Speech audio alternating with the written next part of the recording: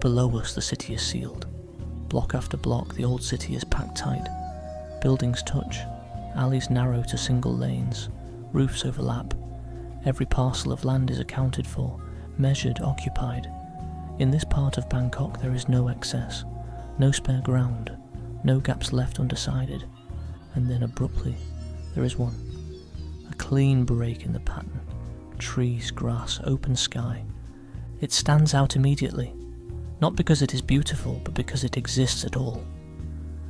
This is Suan, the Jasmine garden, less than half an acre of open ground inside one of the most densely packed parts of the city. From above it reads as an error, a pause in a system designed to eliminate pauses. Everything around it argues against its survival. Shop houses press in on all sides, roads wrap tightly around its edges, food stalls occupy every nearby corner. The land value alone suggests it should have been consumed decades ago, but it wasn't. The road beside Suan follows an ancient logic. Long before asphalt, this city moved by water. Canals formed a tight grid, leaving almost no unused ground. When the canals were filled and turned into roads, the pattern of compression remained. Bangkok did not loosen, it hardened. This area sits between old thresholds, near Panfa, where a walled gate once controlled movement between Royal Bangkok and the working city beyond. Just south of Wat Saket, rising from layers of collapsed structures and city debris, watching the city compress outward over time. To the east runs Sen Sap Canal, still active, still feeding long-established canal-side communities.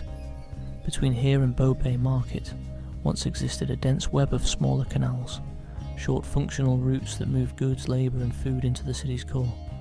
Even after the water disappeared, the commercial logic remained. This neighbourhood has always been full. Even when it sat beyond the old city walls, it was already busy.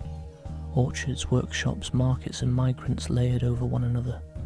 As the city expanded, this area absorbed pressure instead of releasing it. Density was not an accident here, it was the condition, which makes this open space feel wrong. In the late 19th century, this land was still garden. Jasmine grew here, air moved freely. Then a private loss altered its trajectory. A woman from the royal court, mourning the death of a child to disease, chose to turn open land into care rather than construction. An orphanage was built here. Wooden buildings stood among trees. Children were sheltered, fed, educated, trained. It was one of the first attempts to systematize care in a city that offered little protection to the vulnerable. For decades, the space had a reason to remain open. Then the reason disappeared. The orphanage closed, the city closed in. Shop houses rose, alleys narrowed, every surrounding plot was filled. By any logic of development, this land should have followed. It did not. The space functions without explanation.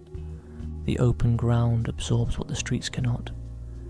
In a district where every square metre usually demands productivity, this feels out of place. From above, the contrast is unmistakable.